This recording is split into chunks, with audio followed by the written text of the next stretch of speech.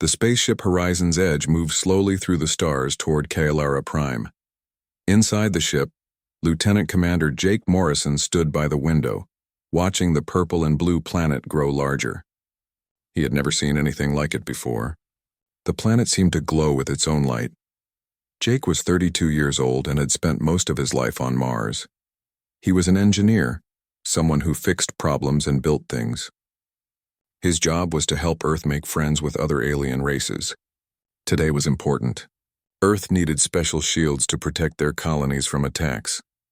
The Kalarians had this technology, and Jake's team had to prove that humans were worth helping. His best friend, Dr. Sam Rodriguez, walked up beside him. Sam was a scientist who studied alien life. He smiled and said, "Nervous?" Jake shook his head. "Just thinking. These Kalarians have been traveling in space for thousands of years. We've only been doing it for 150 years. What if they think we're too young and stupid?" Sam laughed. "Then we show them what humans do best. We solve problems they didn't know could be solved." The ship landed on Kaelara Prime an hour later. When Jake stepped outside, he had to stop and stare. Everything was beautiful. The buildings were made of crystal that caught the light and threw rainbows everywhere. The Kalarians themselves were even more amazing. They looked almost human, but their skin glowed softly, like they had light inside them. Their skin changed colors based on how they felt. Captain Lisa Chen, the leader of their mission, gathered the team. "Remember, be respectful. Follow their rules. We need this alliance." She looked directly at Jake. "That means you too, Morrison. No improvising." Jake nodded, but he knew himself. When he saw a problem, he had to fix it. It was just who he was. That evening, the Kalarians held a big ceremony in their crystal palace. Jake wore his best uniform and tried to stand still. The palace was huge, with ceilings so high he couldn't see the top. Hundreds of Kalarians filled the room, all wearing long robes that sparkled. Then he saw her. A Kalarian woman stood near the front of the room. She was different from the others. Her skin glowed brighter, shifting between soft blue and silver. She wore a crown made of crystal. Jake couldn't look away. She was the most beautiful person he had ever seen. Sam whispered, "That's Princess Zarathel, third in line to the throne. She's also a scientist like me. Studies alien biology." The ceremony began. A Kalarian elder spoke in their musical language. Translators helped the humans understand. Everything was formal and serious. Then Jake noticed something. One of the environmental systems in the palace was making a strange sound. He looked up and saw a small crack in a panel. It was getting bigger. Jake knew what would happen. The system would fail and the room would fill with gas. People could get hurt. He looked at Captain Chen, but she was focused on the ceremony. He looked back at the crack. It was growing. He couldn't wait. Jake pushed through the crowd and ran toward the wall. Kalarians turned to stare at him. The elder stopped talking. Jake didn't care. He pulled out his small toolkit and climbed onto a chair. He reached the panel and started working fast. The room was silent except for the sound of Jake's tools. He redirected the pressure, sealed the crack with emergency foam, and rerouted the system through a backup line. It took him 2 minutes. When he finished, the dangerous sound stopped. Jake climbed down and turned around. Everyone was staring at him. Captain Chen looked angry and worried. The Kalarian elder looked shocked. Jake suddenly realized what he had done. He had broken every rule of the ceremony. "I'm sorry," Jake said quickly, "but that system was about to fail. People could have been hurt." The elder looked at the panel, then back at Jake. Slowly, he nodded. "The human is correct. We detected no danger, but he prevented an incident." The elder didn't sound happy, but he wasn't angry either. Just surprised. Then Princess Zarathel stepped forward. Jake saw her skin change to a golden color. She walked right up to him and looked him in the eyes. "That was very brave," she said. Her voice was soft and warm, and very strange. "You broke our ceremony to help us?" Jake felt his face get hot. "I couldn't just watch and let people get hurt. I had to do something." Zara studied him for a long moment. Then she smiled. "Interesting. Most species would follow the rules even if it meant danger. Humans are different." The ceremony continued, but Jake couldn't focus. He kept thinking about the princess and the way she had looked at him. After it ended, Captain Chen pulled him aside. "Morrison, that was reckless. You could have ruined everything." "I know, Captain. I'm sorry. But I couldn't." "I know," she sighed. "That's why you're on this mission. Just try to think before you act next time." Later that night, Jake couldn't sleep. He walked through the guest quarters of the palace. The Kalarians had given them beautiful rooms with windows that showed the glowing gardens outside. Jake found himself walking toward those gardens. The gardens were amazing. Plants grew that seemed to be made of light. They responded to touch, changing colors when Jake walked past. He was looking at a strange flower when he heard a voice behind him. The luminescent gardens. They respond to emotions. They can sense feelings. Jake turned. Princess Zarathil stood there, no longer wearing her crown. She looked more relaxed, more real. "Your Highness," Jake said, bowing awkwardly. "Please just call me Zara. We're not in the throne room." She walked closer. "I wanted to thank you properly for what you did today. My father, the High Counselor, had his engineers check the system. You were right. It would have failed within minutes. I'm glad no one got hurt," Jake said. "I'm sorry I ruined your ceremony," Zara laughed. It was a musical sound. Actually, it was the most interesting ceremony I've attended in years. Usually, they're very boring. She touched one of the glowing flowers. It turned golden. "Tell me about Earth, about humans. You're so young as a species, but you do things differently than anyone else." They walked through the gardens for hours. Jake told her about Earth, about the blue oceans and green forests. He told her about Mars, where he grew up, and how humans learned to survive in places that tried to kill them. Zara told him about Kailara, about their long history and their careful traditions. "Sometimes I envy humans," Zara said quietly. "You have freedom to choose your own path. I'm a princess. My whole life was decided before I was born." Jake looked at her. In the garden's soft light, her skin glowed gently. Everyone has choices. Maybe not about where they start, but about where they go. Zara smiled at him, and her skin turned that golden color again. They talked until the first sun started to rise. When Jake finally returned to his room, Sam was waiting with a big grin. "You were with the princess all night?" Sam asked. "We were just talking," Jake said, but he couldn't stop smiling. "Sure you were," Sam laughed. "Jake, be careful. She's royalty. This could get complicated." But Jake didn't want to think about complications. For the first time in his life, he had met someone who made him feel truly alive. Over the next few days, Jake and Zara found excuses to spend time together. She showed him more of Kailara. He taught her about human engineering. They worked together on projects, combining their different knowledge in new ways. One day, during a demonstration Jake's team was giving, their equipment stopped working. It was embarrassing. The Kalarian nobles whispered to each other. But Zara stepped in. Using her knowledge of biology and Jake's engineering skills, they fixed the problem together. They created something neither species had made before. After the demonstration, they stood together and smiled. Jake realized something important. He was falling in love with her. And from the golden glow of her skin, he thought maybe she felt the same way. One evening, Jake took Zara to an observation deck on the human ship. They looked out at Kailara's 3 moons hanging in the sky. The view was beautiful. Jake gathered his courage. "Zara, I know we come from different worlds.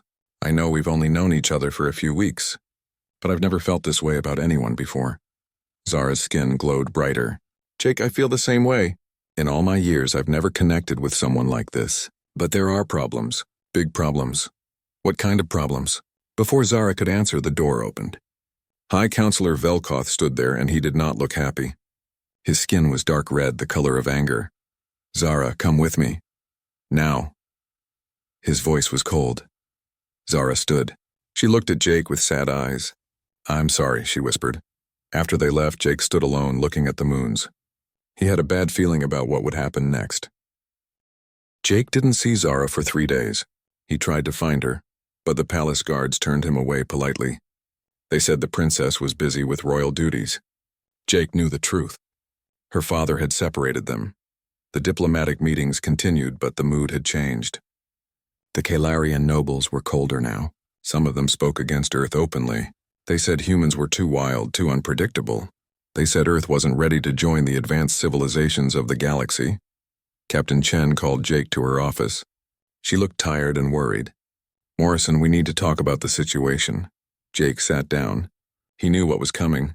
"I understand your feelings for Princess Zara, I do, but you need to understand what's at stake here." Captain Chen pulled up a map showing human colonies across space. Without the Kalarian shield technology, these colonies are vulnerable. Attacks have increased. People are dying. Billions of human lives depend on this alliance. Jake stared at the map. Each dot represented millions of people, families, children. His heart felt heavy. What are you asking me to do, Captain? I'm asking you to think. Is your relationship with the princess worth risking all those lives? Maybe it's better to step back. Let the situation calm down. Jake felt sick. He left the captain's office and went to his room. Sam found him there an hour later, staring at the wall. You okay, buddy? Sam asked. How can I choose between Zara and billions of people? It's impossible. Sam sat beside him.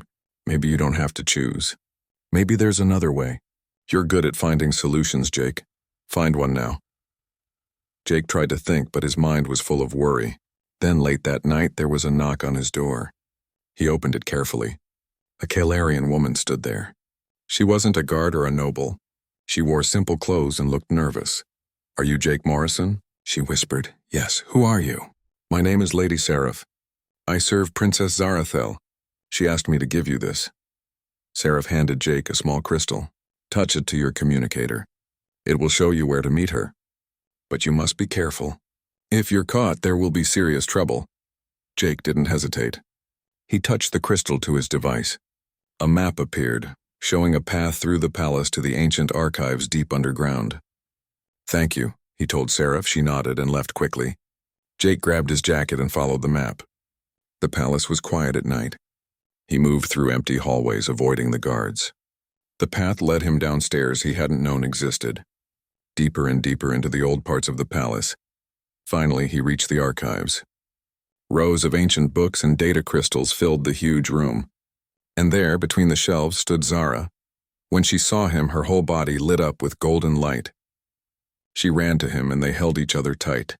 I've been so worried, Zara said. My father is furious. He says you're a bad influence. He's forbidden me from seeing you. Why? Jake asked. What did we do wrong? We just talked. We became friends. Zara's skin turned sad blue. It's more than friendship, Jake. We both know that. And that's the problem. Kalarian royalty has not bonded with outsiders in 3,000 years. We marry only other noble houses. My father says a union with a human would disgrace our family and weaken the empire. That's ridiculous. Love doesn't weaken anything.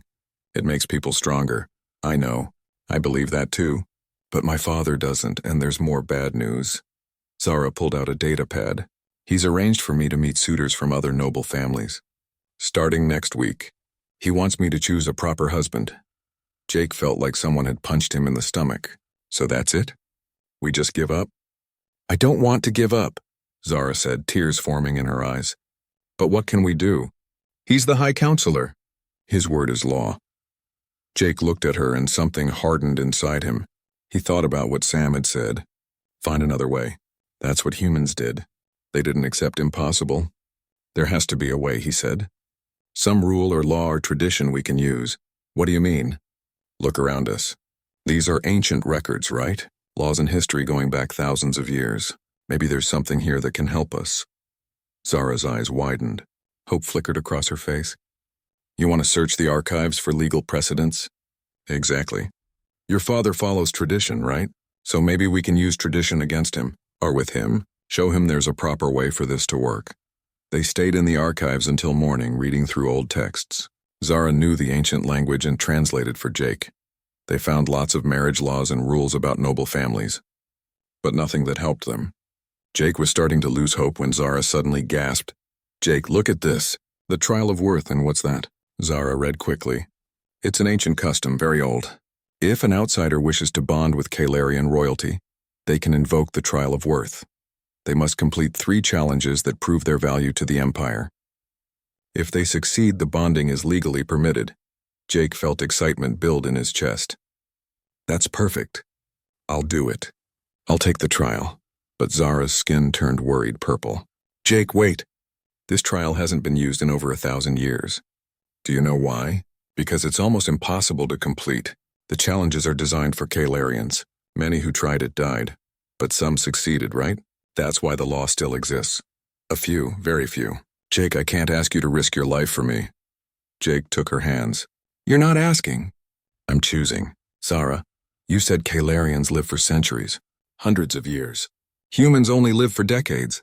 We don't have time to play it safe. When we find something worth fighting for, we fight.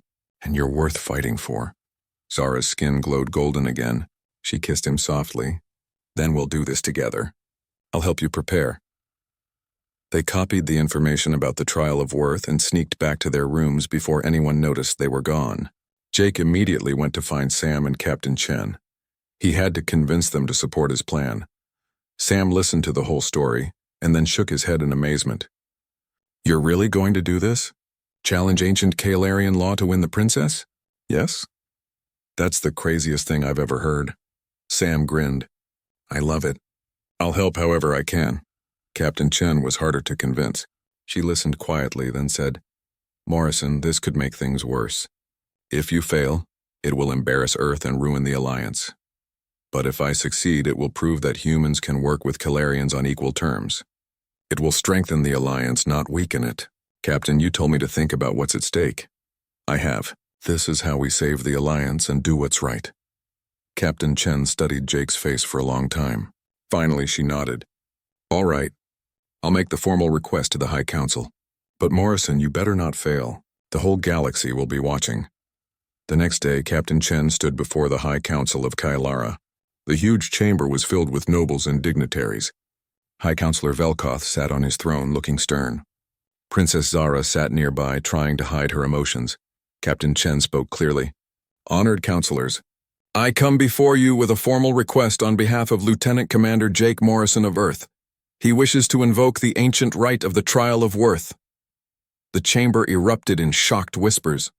No one had invoked that law in 1,000 years. Velkoth's skin turned dark with anger. But he was trapped. If he refused, he would be denying ancient law. That would cause a scandal and make him look weak. This is highly irregular, Velkoth said slowly. The Trial of Worth is an ancient tradition, meant for very different times. But it is still law, Your Excellency, Captain Chen replied. Ancient law that has never been revoked. Velkoth looked at his daughter. Zara's skin was bright gold and she stared at Jake with open hope. The High Counselor sighed. Very well. If Lieutenant Commander Morrison wishes to attempt the trial, the law allows it. But let him understand the risks. These challenges will test him beyond anything he has faced before. Jake stepped forward. He stood tall and spoke loudly so everyone could hear.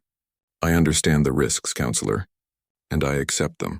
I wish to prove my worth for the hand of Princess Zarathel. The chamber went silent. All eyes were on Jake. Then Velkoth spoke. The first trial will begin in 3 days. It is the trial of wisdom. Prepare yourself, human. You will need more than courage to succeed. As the council session ended, Jake caught Zara's eye across the room. She was glowing so brightly that everyone could see her hope and love. Jake smiled at her. He had made his choice. Now he had to prove he could keep his promise. News of Jake's challenge spread fast. Within hours, the entire galaxy knew. A human was attempting the ancient trial of worth to win a Kaelarian princess. Some people thought it was romantic. Others thought it was foolish. But everyone was watching to see what would happen next. The Hall of Ancient Knowledge was the biggest room Jake had ever seen. The ceiling disappeared into darkness high above. Walls were covered with glowing symbols that shifted and changed. In the center of the room stood a raised platform where Jake would face his first trial. Hundreds of Kaelarians filled the viewing galleries. They had come from all over the Empire to watch. The human delegation sat in one section, with Captain Chen and Sam in the front row. Zara sat with her father in the royal box, her skin cycling through nervous colors. Jake walked to the platform. His heart was beating fast, but he kept his face calm. An elderly Kaelarian stepped forward. Her skin was pale white with age, and she moved slowly. I am Elder Mystara. I will present the trial of wisdom. You must answer 3 riddles. These are not simple questions. They have challenged the greatest minds of Kaelara for centuries. You may take your time, but once you give an answer, it cannot be changed. Jake nodded. I understand.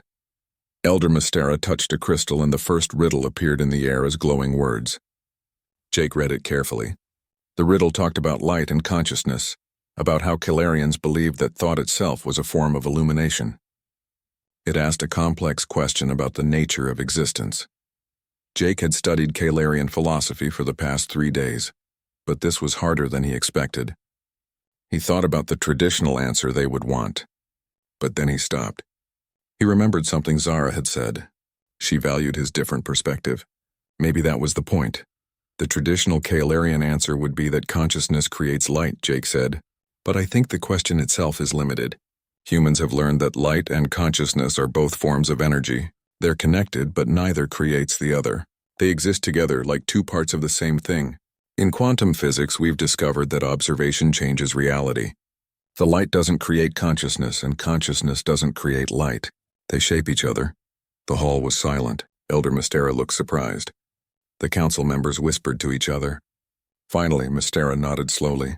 That is not the traditional answer, but it is valid. You have passed the first riddle by showing us a new way to think about an old question.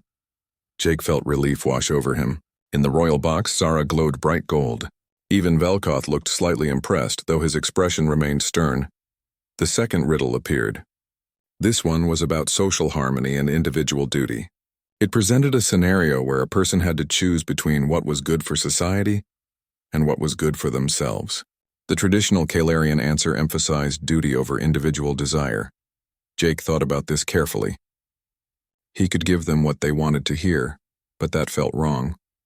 He decided to be honest. Humans have struggled with this question throughout our history, Jake began. We've fought wars over it, built nations on different answers.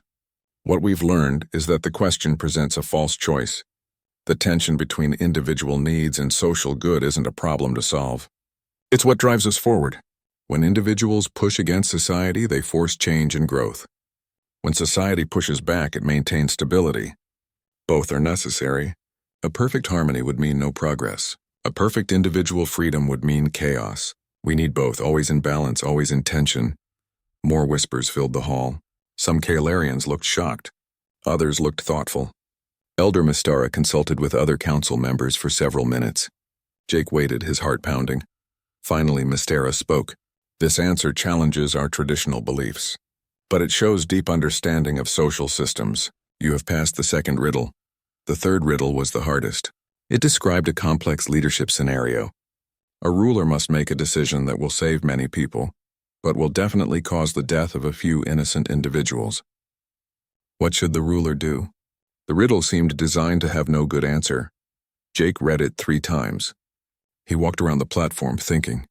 Everyone waited in silence. Finally, Jake stopped and looked up at Elder Mystera. I reject the premise of this riddle, Jake said. Gasps filled the hall. Velkoth leaned forward, frowning. But Jake continued. This riddle assumes there are only 2 choices. Save the many and kill the few, or refuse and let everyone die. But leadership isn't about accepting impossible choices. It's about finding new options. A good leader would look for a third way. Maybe there's a technological solution. Maybe there's a diplomatic option. Maybe there's a sacrifice the leader themselves could make. The wisdom isn't in choosing which people to let die. The wisdom is in refusing to accept that anyone must die and working until you find another way. Jake took a breath. That's what humans do. When we're told something is impossible, we try anyway. When we're given 2 bad choices, we make a third one. That's not foolishness. That's wisdom. The hall exploded into noise. Half the Kaelarians were arguing loudly. The other half were nodding thoughtfully. Elder Mystera held up her hand for silence. The noise slowly died down. Never, Mystera said quietly. In 1,000 years, has anyone challenged the premise of the third riddle? We have debated the proper answer endlessly, but you have shown us that perhaps we were asking the wrong question. She looked at the council. I declare that the human has passed the trial of wisdom. Cheers erupted from the younger Kaelarians and from the human delegation. Sam was jumping up and cheering. Captain Chen smiled with relief. In the royal box, Zara was glowing so brightly she lit up the entire area. Even Velkoth's expression had softened slightly, but Jake knew this was just the beginning. The trial of courage would be much more dangerous. That evening, Zara managed to send Jake a message through Lady Seraph. They met briefly in a small garden with Seraph standing guard. You were amazing, Zara said, holding his hands. The way you answered those riddles. You made even the eldest scholars think differently. 1 trial down, 2 to go, Jake said. Zara, tell me about the trial of courage. What should I expect? Zara's skin turned worried purple. It takes place in the abyssal arena. It's completely dark. Even our natural light doesn't help much down there. You'll face physical challenges and mental fears. Jake, people have died in that trial. I'm scared for you. I'll be careful, Jake promised. But I have to do this. For us, someone's coming, Lady Seraph warned. Jake and Zara quickly separated. Jake slipped back to his quarters. 2 days later, Jake stood at the entrance to the abyssal arena. It was a huge underground chamber carved from black stone. The only light came from torches at the entrance. Beyond that was pure darkness. The rules were simple but terrifying. Jake had to navigate through the arena, complete various challenges, and reach the exit on the other side. He would be alone in the dark. The trial would test his courage in every way possible. They gave Jake basic equipment. A rope, a small light that would only work for a few minutes, and a communicator that would let him call for help if he gave up. If he used the communicator, he would fail the trial. Sam grabbed Jake's shoulder before he entered. You've got this, buddy. Remember your training from Mars. You know how to handle hostile environments. Jake nodded and stepped into the darkness, the entrance sealed behind him. Suddenly, he was in complete blackness. He couldn't see his own hand in front of his face. He turned on his small light and looked around. The first challenge was a narrow bridge across a deep chasm. Jake could hear water far below. The bridge was old and unstable. Pieces crumbled under his feet. He moved slowly, testing each step. Halfway across, a section collapsed. Jake grabbed the rope and swung to safety just in time. His small light died. Now he was in total darkness. Jake remembered his training on Mars. When you can't see, use your other senses. He listened to the echoes. He felt the air movement. He touched the walls to guide himself. The next challenge came suddenly. The arena created holographic images of his fears. Jake saw Mars burning. He saw the colonies being destroyed. He saw everyone he loved dying, and it was all his fault because he failed. The images felt real. Jake's heart raced. He wanted to run, to hide, to quit. But then he remembered something. These were his fears, yes, but fear doesn't mean failure. Everyone is afraid. Courage means acting even when you're scared. Jake walked straight through the horrible images. They tried to stop him, showing him worse and worse things, but he kept moving forward. Finally, they faded away. The final challenge was the hardest. Jake heard a voice crying for help. It was a simulation of someone injured and trapped. He had to reach them in the dark while climbing over dangerous obstacles. Time was running out. If he was too slow, the simulation would die. Jake moved as fast as he could in the darkness. He fell twice, hurting his knee and scraping his hands, but he got up and kept going. He used sound to locate the simulation. He used touch to find the way. When other species relied on technology or natural abilities, humans learned to adapt with what they had. Jake reached the simulation just in time. He freed the trapped figure and carried it to safety. Light suddenly flooded the arena. He had reached the exit. He had passed the trial of courage. Jake emerged from the arena exhausted, bleeding, and covered in dirt. But he was smiling. The crowd's reaction was mixed. Young Calarians cheered loudly. Older nobles sat in troubled silence. They hadn't expected a human to succeed. Sam ran up and hugged him. You did it! I can't believe you actually did it. Captain Chen smiled with pride. Good work, Morrison. Now get yourself to medical. Jake looked up at the royal box. Zara was crying, her skin showing every color of emotion. Velkoth's expression was harder to read. He looked impressed but also troubled. Elder Mystera made the official announcement. Lieutenant Commander Jake Morrison has passed the trial of courage.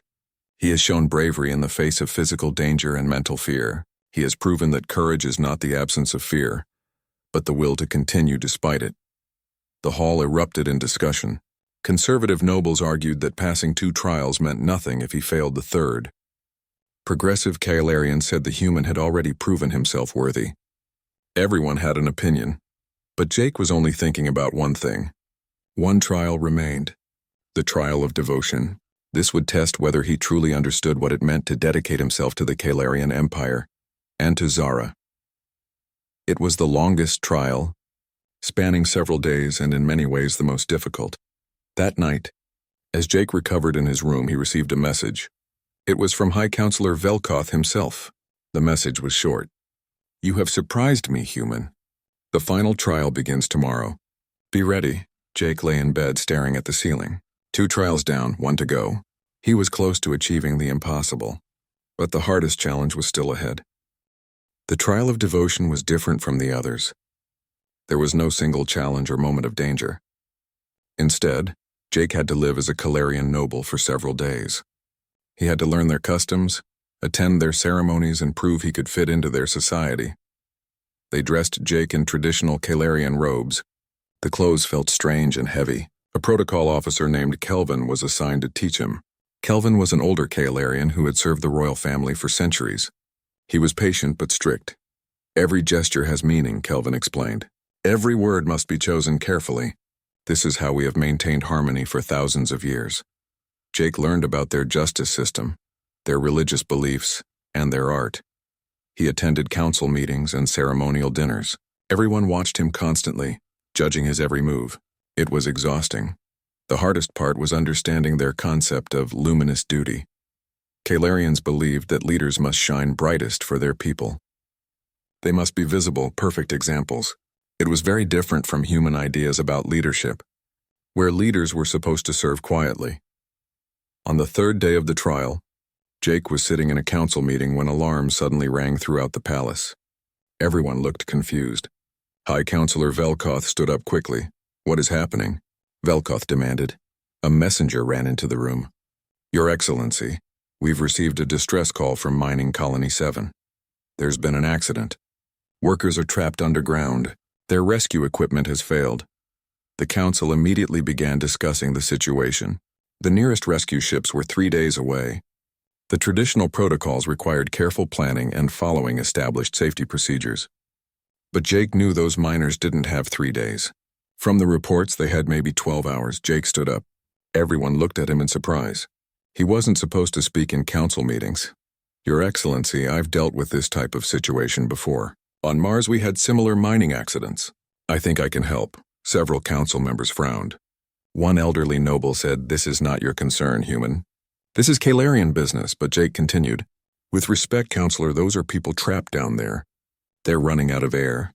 The traditional rescue approach will take too long. I have an idea that combines human improvisation with Calarian technology. It's risky, but it could work." Velkoth studied Jake carefully. "Explain your idea." Jake went to the display and pulled up the mine's layout. He pointed out the problem areas and explained his plan. It involved using the mining equipment itself in unconventional ways, creating temporary supports with available materials, and establishing emergency air supplies through existing ventilation systems. The council members looked skeptical. "This goes against all safety protocols," one said. Then Zara spoke up. She had been sitting quietly in the corner. "Father, I've reviewed Jake's proposal. It could work. The science is sound. Yes, it's unconventional, but the situation is desperate." Velkoth was faced with an impossible choice: follow tradition and hope the miners survived, or trust a human's judgment. He looked at Jake for a long moment. "Very well," Velkoth said finally. "We will attempt your plan, but I will accompany you to the mining colony. If this fails, we will both be responsible." Jake was surprised. The High Counselor himself was coming? But he nodded. "Thank you, Your Excellency. We should leave immediately."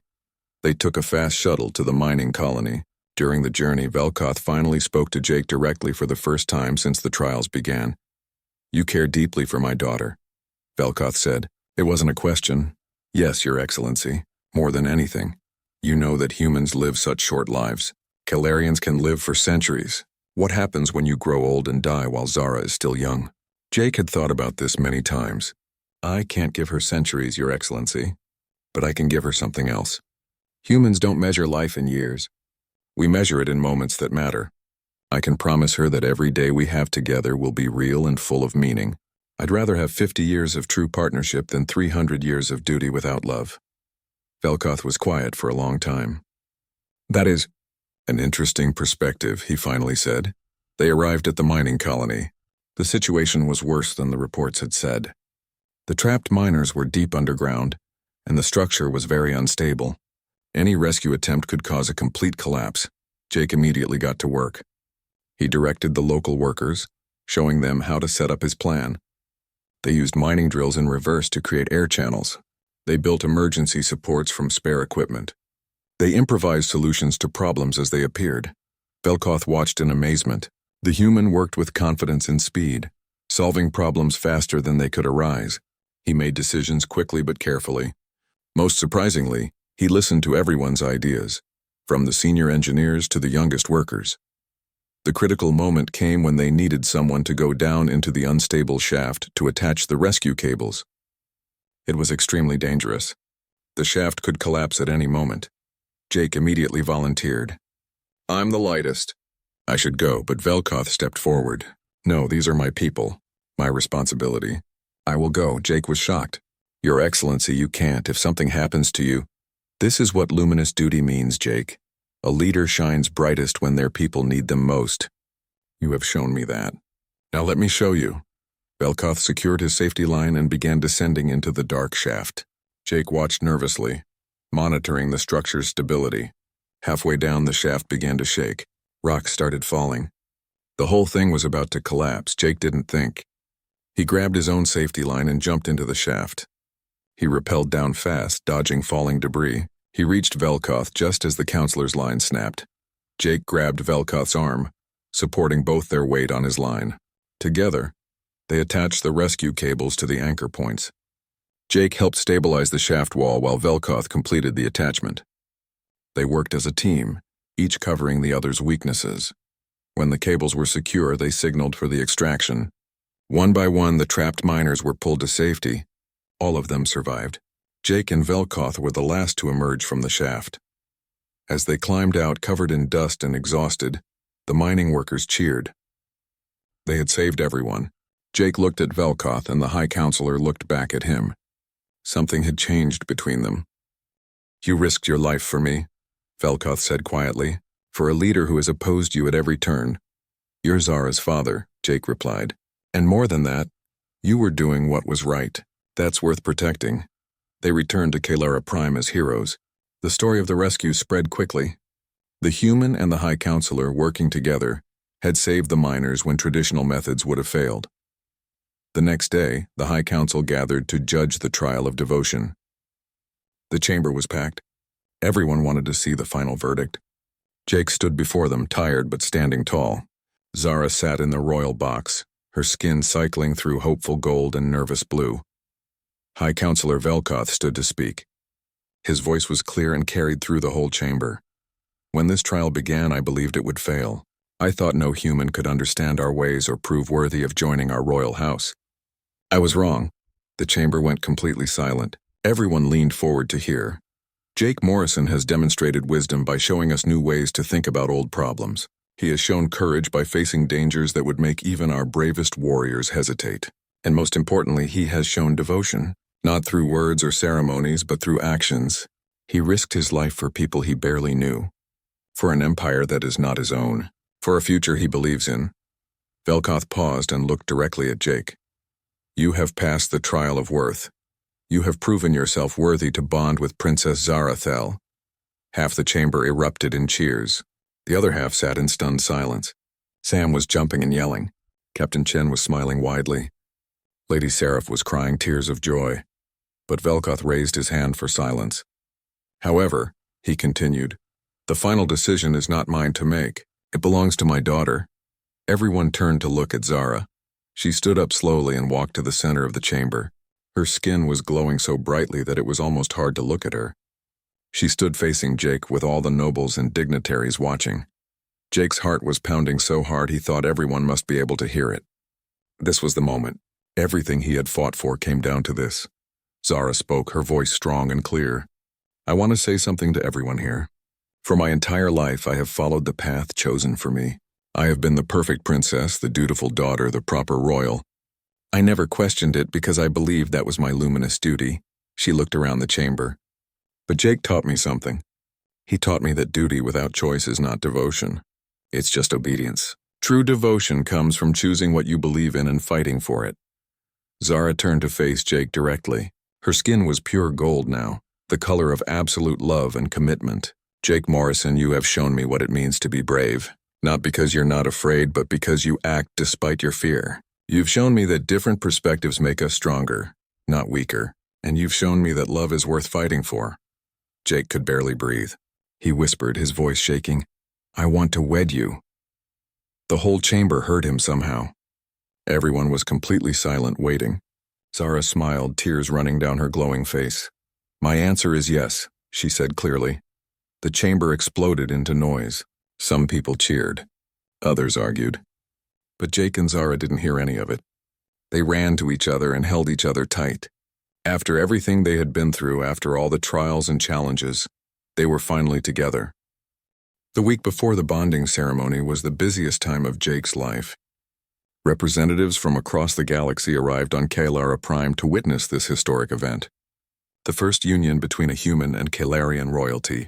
Everyone wanted to see if it would really happen. Jake and Zara spent their time planning a ceremony that honored both their cultures. It wasn't easy. Kalarian bonding ceremonies were ancient and complex.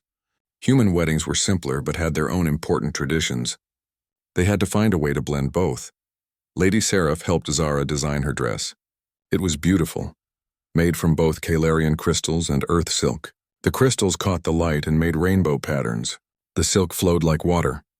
When Zara wore it, she looked like something from a dream. Jake's outfit was a combination too. He wore formal Earth diplomatic clothes with Kalarian ceremonial robes over them. Sam helped him practice the traditional Kalarian gestures he would need to make during the ceremony.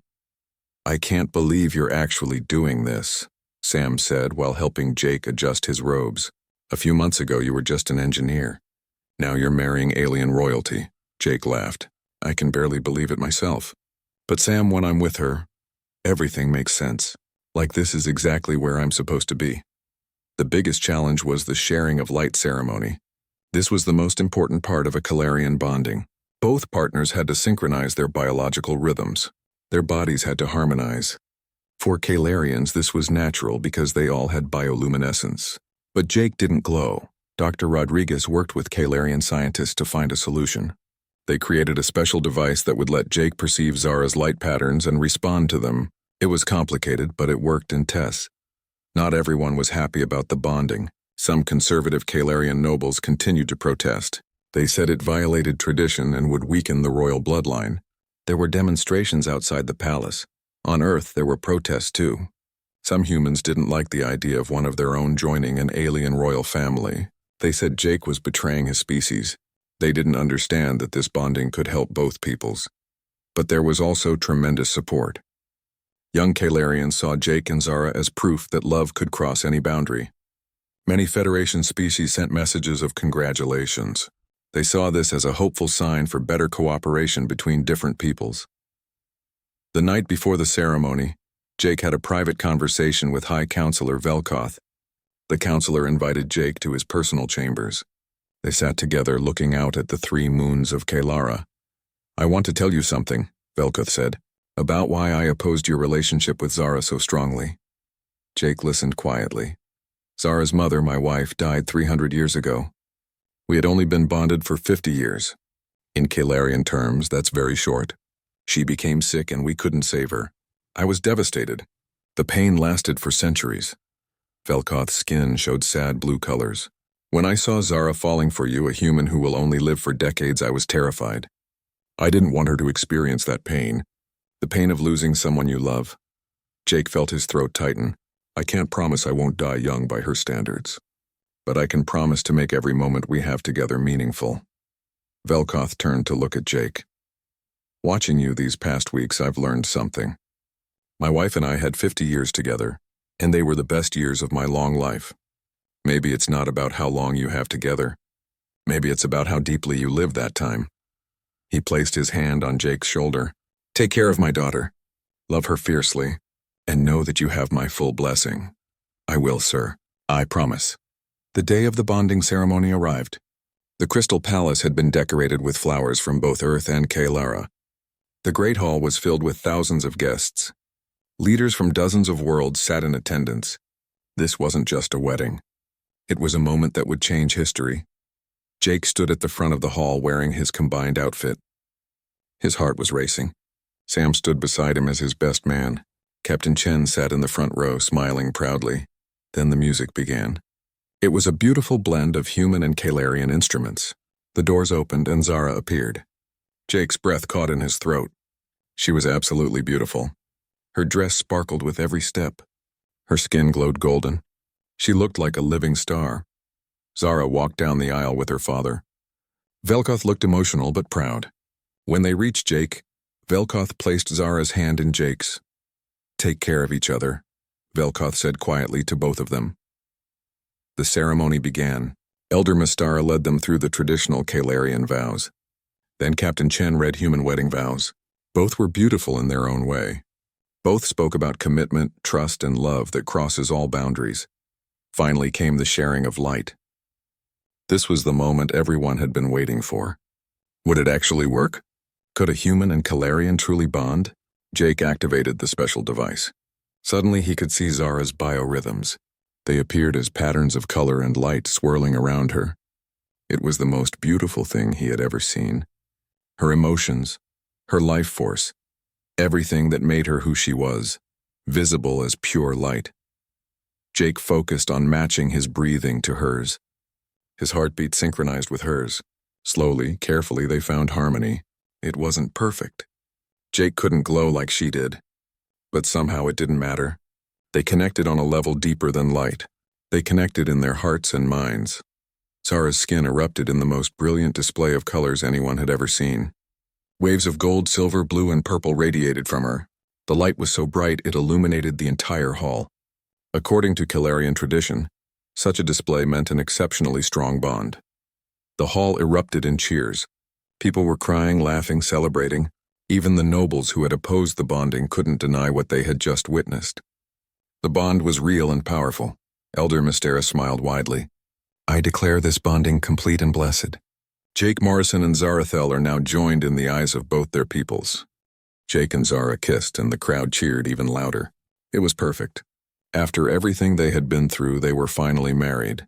The celebration lasted 3 days, combining the best traditions of both cultures. There was earth music and Kalarian light dancing. There was human food and Kalarian cuisine. People from dozens of species came together to celebrate love that crossed the stars. During the celebration, something important happened. The diplomatic talks that had been struggling before suddenly moved forward. The Kalarians agreed to share their shield technology with Earth. But more than that, they agreed to a new program of cultural exchange and cooperation. Jake and Zara's bonding had proven something important. Different species could work together as equals. They could share not just technology but understanding. Their marriage was a symbol of a better future for everyone. On the 3rd day of celebration, Jake and Zara met privately with Velkoth. He had a proposal for them. "I've been thinking," Velkoth said. "Your bonding has shown both our peoples something valuable. But there's still so much work to do.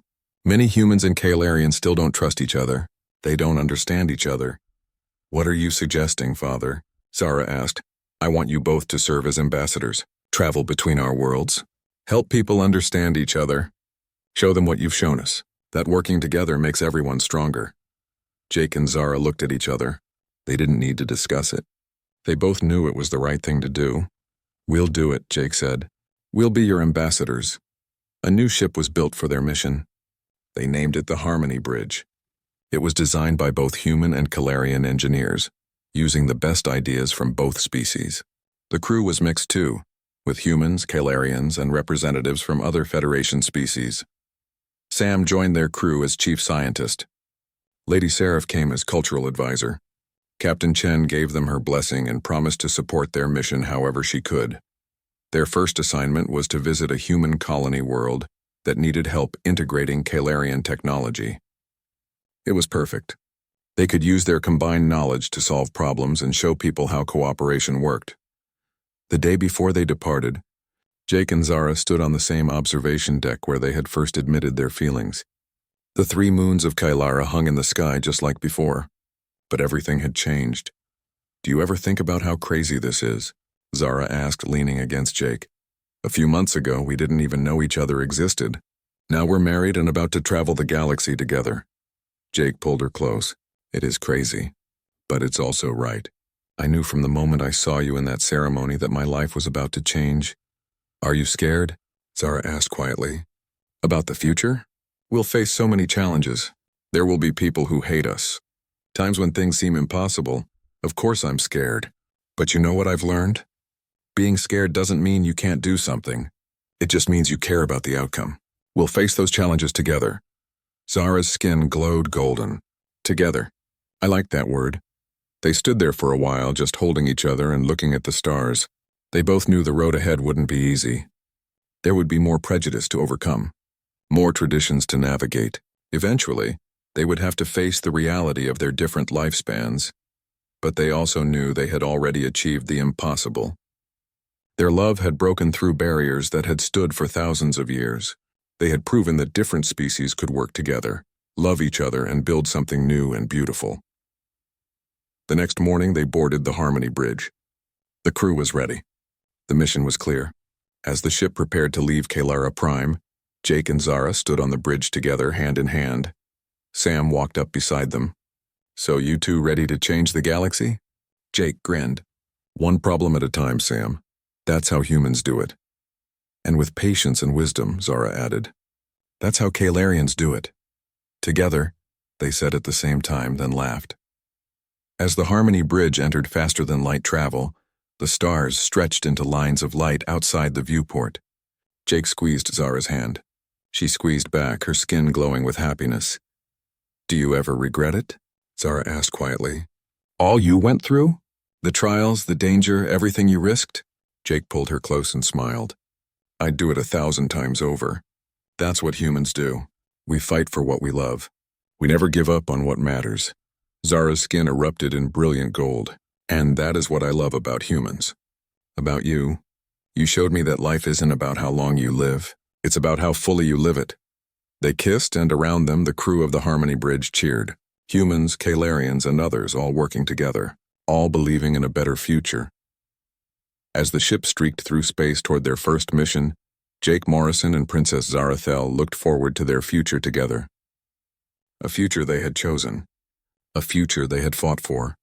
A future they would build together, one challenge at a time, one moment at a time, one love that crossed the stars, and somewhere behind them, on Kalara Prime, High Counselor Velkoth stood looking at the stars. He smiled, his skin glowing soft gold. His daughter had found something worth fighting for. She had found love that would make her short time with Jake more meaningful than centuries without him.